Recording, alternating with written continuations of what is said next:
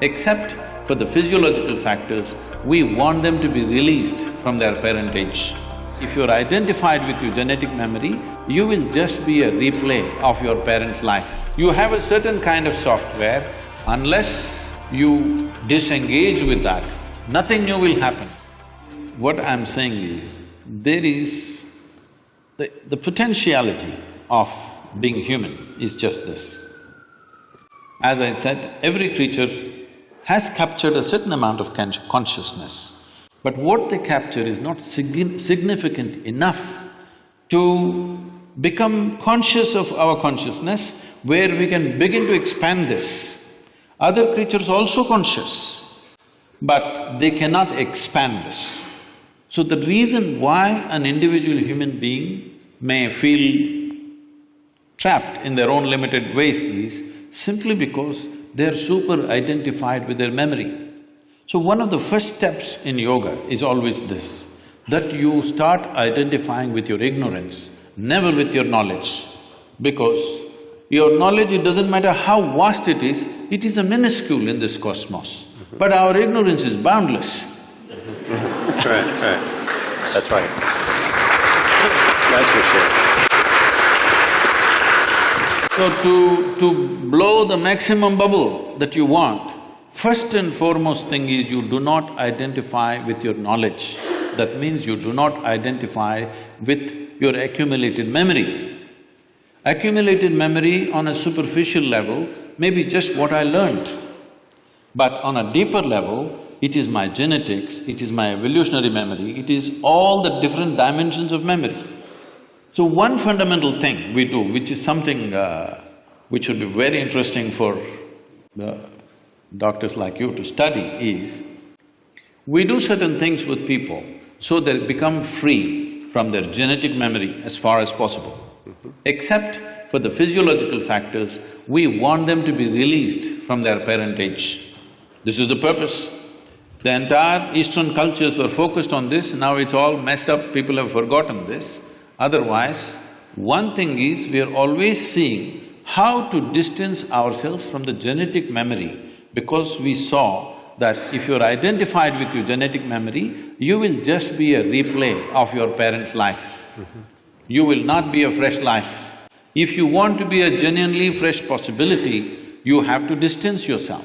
There are many types of processes through which we distance ourselves from genetic memory. You must see this, it's so dramatic in the sense, in 24 hours' time, the human being changes completely, the very way they think, feel, understand and perceive life.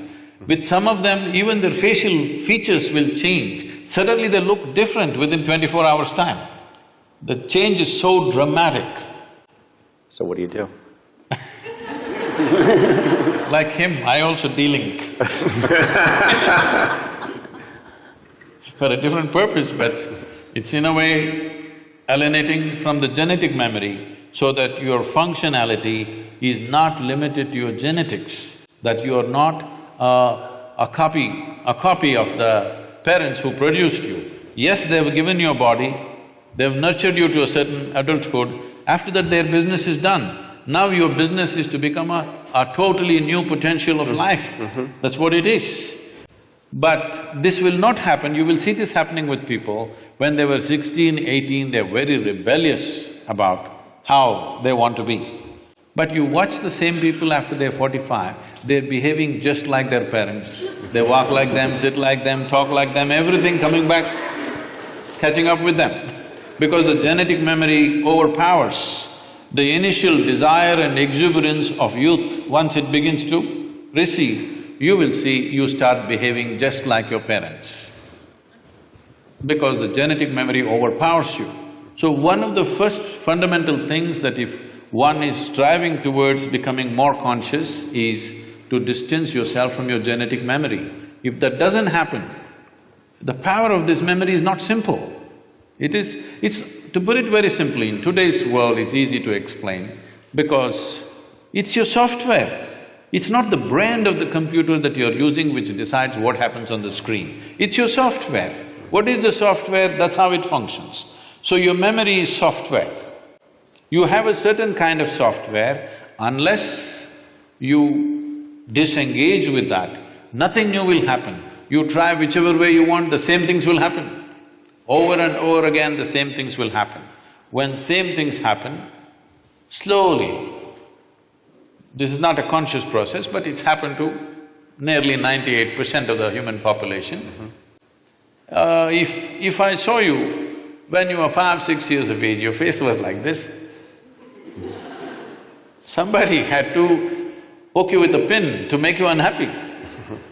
Now somebody has to make you happy. It's a real task.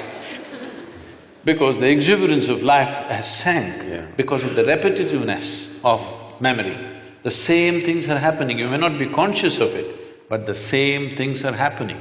When same things are happening within you, slowly you lose all your exuberance. Only if something new is happening. Now people think something new means they must fall in love, they must take up a new job. That's not it. Something new needs to happen within you, in the very mechanics of who you are. If something new is happening all the time, you will be exuberant. Otherwise, without knowing why, slowly your face has become grave. Your face has become grave means you're practicing the posture for the grave. That's what it means.